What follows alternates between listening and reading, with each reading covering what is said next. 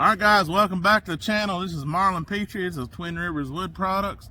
And we have a special guest with us today. So this is Mr. Bryan Johns, and he is a barbecue expert. So tell us a little bit Quote about unquote. yourself. I'm 50 miles from home with a briefcase, so that's why I'm an expert. No, I do Where to Q on Facebook and YouTube, and I've reviewed over 600 restaurants in the last 10 years. So yeah, I'm a bit of an expert, I guess. So, How long you been fooling with barbecue? Just like since I was about 10 or 12 years old. Oh, is that right? Yeah. My dad had a barbecue restaurant over in Arkansas back years ago, and he before it burned down, and it was like every other barbecue joint in the world. At one time or another, I think every one of them's burned down because pits and stuff like that. Yeah. But he was a farmer, and that was kind of what he piddled with was barbecue. So Did he sell any or? Oh yeah. Sold it. Yeah. Did he have it was just like a barbecue stand or? No, he had a full restaurant. Full restaurant. Oh, Full restaurant. Nice. Yeah. So you started in Arkansas, and didn't you live in Mississippi for a while? I lived in Mississippi. I've lived in Texas, Louisiana. Louisiana's not very good for barbecue, but Texas and Mississippi and Arkansas, Tennessee. Just got back from a trip from Kentucky and Evansville, Indiana last week, so okay. hadn't got those videos up yet. But, wow. Yeah, it's different barbecue up there, by the way. It's completely different. Is that right? Yeah. They've got something up there they call dip. Instead of having barbecue sauce, they serve chip and dip. Really? Which is mutton and a water-based sauce, water and vinegar-based sauce. It's a lot different flavor than West Tennessee barbecue sauce, that's for sure. Wow. Yeah. Huh. Yeah. I didn't know that. Yeah. So I'm learning a lot. Of course, I'm in the firewood business, of course, and I do want to cater more towards restaurant and barbecue pit firewood. So I'm learning. I'm not a good barbecue. I don't make barbecue myself. I play around with it every now and then. I cook a chicken or a turkey here and there. But I'm learning from folks like Mr. Bryan, and he goes around. You travel a lot, so I mean, anywhere from Texas to Alabama and everywhere. I travel. I used to travel on the road all the time with my job, and I retired 2 years ago. And I'm now when I travel, it's to go see family, friends, and eat barbecue. That's what I travel for. So how many restaurants you try a week? Oh, believe me, you get burned out real fast if you do too much. Like this week, I ate at 5 different restaurants last week. Is that right? And this week, I doubt very seriously I have barbecue. I hear you. I hear you.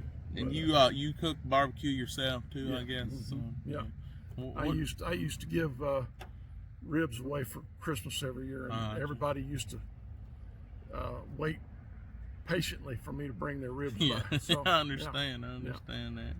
So. Yeah. Well, that's good. We're going to take Mr. Bryan over here. We're going to show him what we've got on pallets over here and what we're going to start doing, and see if he's got any good suggestions. So we want to start making it easier for people to come in. They could just get a pallet at a time instead of having to chuck it all on their trailer. It's just easier to store it, a lot less work. But my hickory pile's starting to fall over, so we're going to get rid of that whole system and just put all my dry hickory. And this hickory has been seasoned for a year. And so it should be good for the barbecue pit. We were talking about a little earlier about some barbecue pits using green wood, and how, to me, that's not a good idea. We feel like that sap needs to be dried out. It's a little harsh. Yeah, it's a little harsh, but a lot of people do it. I hate to say it, but I can tell when meat has been smoked with green wood just because of the bitter flavor. Yeah. I don't think there's any way to get away from that. I mean, add sauce. And, there you go. Yeah. And and we're talking about how some people have seen soak their wood chips in water. I personally don't see why you would do that. No. Again, that takes you back to the same problem you got with green wood. Yeah. It's a more bitter smoke. Yeah. What is green wood? It's water in your wood. Water. That's what it is. Yeah. And then some sap, of course, too. Yeah. And you're gonna have a harsh flavor. Right. But anyway. And you saw the video yesterday, of us building these. The girls are still over there building more pallets now as we talk. But there is a full face cord on here. I posted a picture of this last night on Facebook, and we had people trying to argue with me that there's more than a face cord on here. And then they're wanting to know my dimensions, like I hadn't already figured out my dimensions. I got it down to a square inch of the cubic inches on here. So yes, a full face cord fits on here, no more, no less. I think it might be a square inch over. No, it's 4 square inches over a face cord if you want to get technical. So that's not enough to even. Typically, a face cord is what, 4 by 8. Yeah. No, 4 foot high, 8 foot wide, and then 16 inches. A full cord is 4 by 4 by 8. Yeah. Got it. So there'd be 3 face cords. Yeah. Right. So yeah, it works good. Somebody wondered whether I was gonna put strings or something on top, like Allen Family Firewood. I don't know who that is. I guess they have a channel or something. I'll go check them out. But no, I wasn't following anybody when I made this. This is what I did 14 years ago when I was in the firewood business, and did it ever since I was about 12 or 13. I made pallets like this and put my wood on it. And so no, I mean, it's not busting out. I don't see any need for a string across there. It's just plenty sturdy the way it is. A man could run a round or two of plastic wrap around it. That would help hold things in. But I don't see any reason to put a rope across there. Now, if I was doing 2 stacks this high, I could see maybe doing that. But this here is, I mean, it's sturdy. It's not gonna go anywhere. The only thing that you would probably do a metal banding on it or something. Well, yeah, you could do it. Yeah, metal banding. Or plastic banding. Yeah, even plastic banding. Yeah, exactly. Yeah. So anyway, this is some premium hickory, I would think. Split down, perfect size. It's dry. It's ready to go. So yeah, we got plenty of it here. And a lot more in the logs. We probably got probably close to 3 semi-loads of hickory still in logs over there. Yeah. And then we'll start processing the cherry. And me and Mr. John, Bryan, were talking about cherry is our choice of wood when it comes to barbecue. Yep, that's my personal favorite. Yeah. So, yeah. And why is that? Why would you? It imparts a flavor to the meat that it's like any other fruit would, like an apple or a peach or cherry or anything, pear. Yeah. It's all going to give you a sweeter flavor than a hickory or an oak. Yeah. So your professionals, when they go to competition, they will almost always use a fruit wood with their other woods to mix it. Yeah, mix it. Okay. To give it that little extra flavor. Yeah. So sweeter flavor. Yeah. Yeah.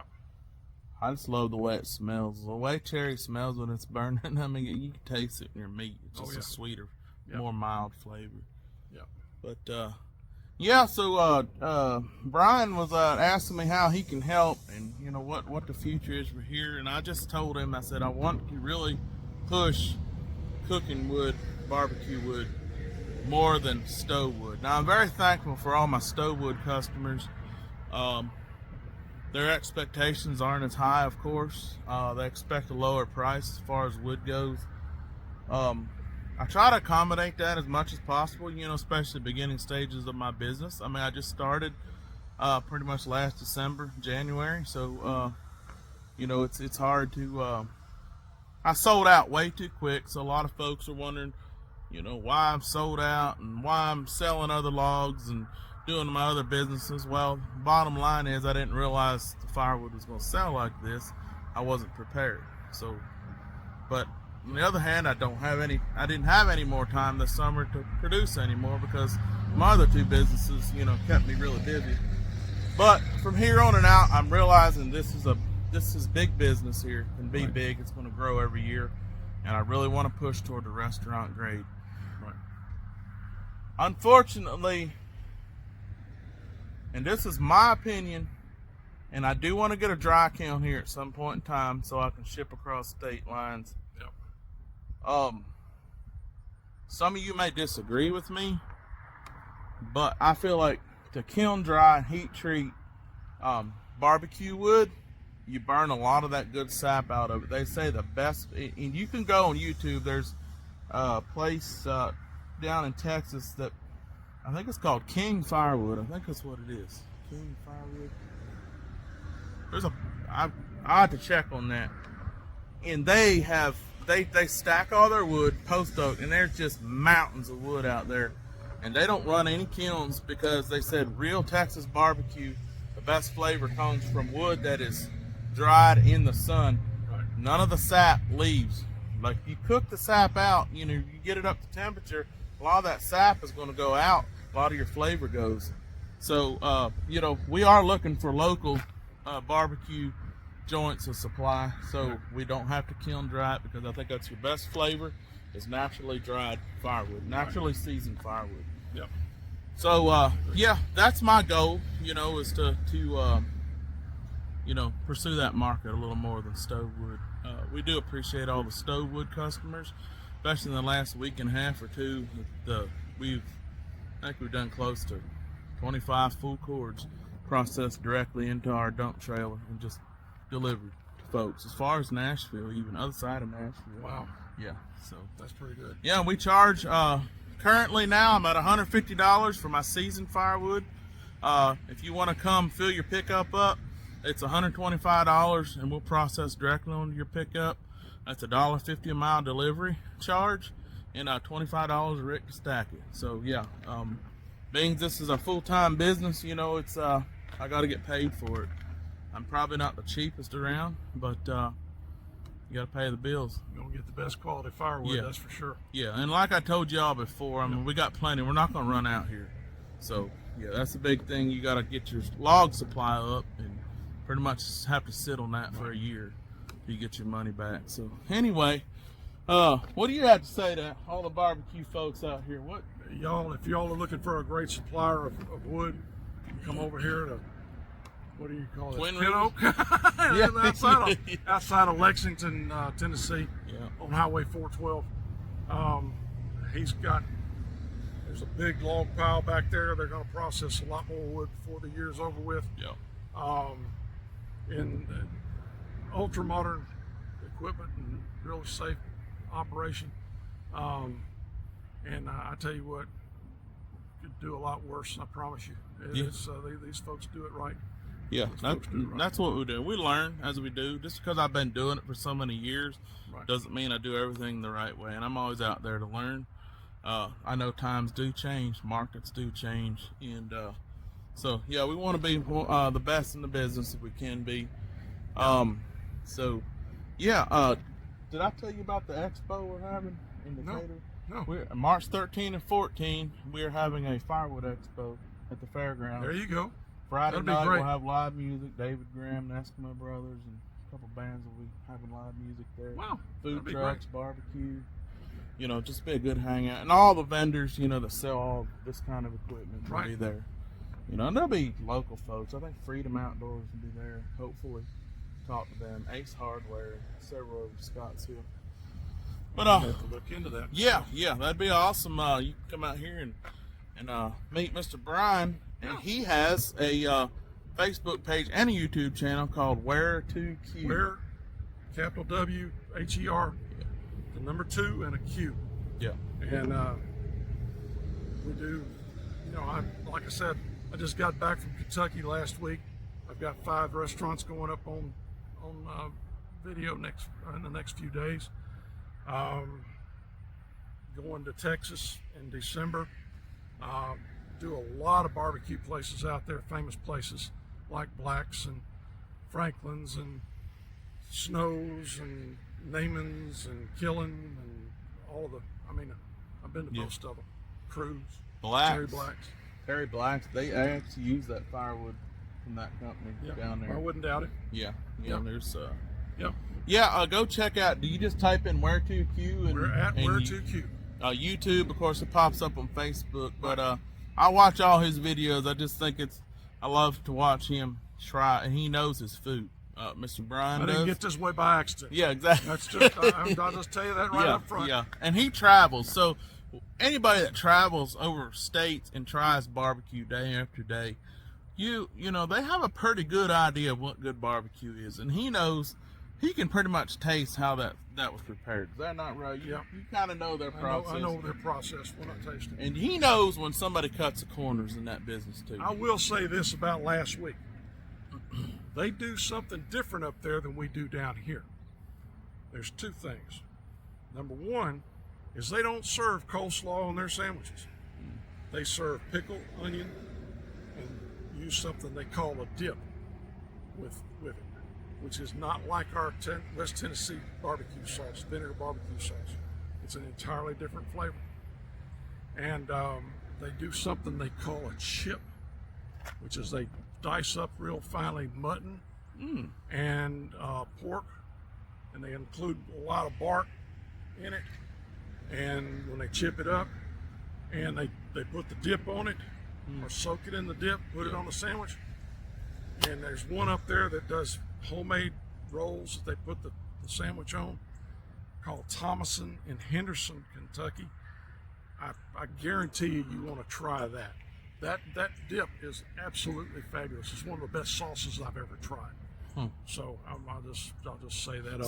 So it's a sauce, and you put it on your barbecue, like you pull your sandwich and put it on. When you do a French dip sandwich. Okay. And you've got the au jus that you dip your sandwich in. Yeah. Oh, I got. Okay. Oh, I got you. Yeah. This is that type of stuff. It's heavy Worcestershire, water, a little vinegar, and some allspice and some other spices and seasonings. And it's different than anything we've got around here. That's for sure. And I loved it. That was my favorite thing about the whole trip was the dip. And I thought they would have had a regular sauce or something. Most of them didn't have it. And that's Evansville, Indiana. Evansville, Henderson, Kentucky. Okay, yeah. Owensboro, Kentucky. Oh, okay, yeah. In that little triangle up there. Yeah. Did you think? What do you think they smoked the meat with? Hickory? Mostly hickory. Mostly hickory. Yeah. They have a lot of hickory up there. Yeah. So how far north have you tried barbecue? Like, have you gotten up in the New England states? I have been to Cleveland, Ohio, Chicago, Illinois, up into Minnesota, and the furthest west I've been to Provo, Utah, and Jackson Hole, Wyoming. Last year I went to Jackson Hole, Wyoming, and had barbecue up there. Really? Don't bother. Yeah. I went to Don't bother. I went to a Mexican restaurant out there in Jackson Hole, and Yeah. it was not good Mexican food. I'm telling you. Now there's one in Idaho Falls, Idaho. Yeah. That has excellent barbecue, but the one in Jackson Hole was average. Well, over in Jackson Hole, you don't have to have good food because they're going to come. They got to eat, so they're going to just. That's it. You know, but yeah. I like. We did a New England trip. Of course, you saw it on YouTube. But their food, I didn't try any barbecue up there. Up there, you eat seafood if you're out by the ocean, you know. And I don't know how good the barbecue is, but go to Buffalo and have wings. Yeah, there you go. That's exactly right. Yeah. Well, that's awesome. Well, go follow his page on Facebook, Where2Q, and then look him up on YouTube as well. And hopefully we can talk him into coming to the expo. Maybe I'll be able to meet him there. And talk about barbecue. So that's what we love. It goes hand in hand with this right here. So anyway, well, we're gonna sign off here. Thank y'all for watching, and thank you for being on here today. Thanks a lot. And we'll catch y'all next video. Take care.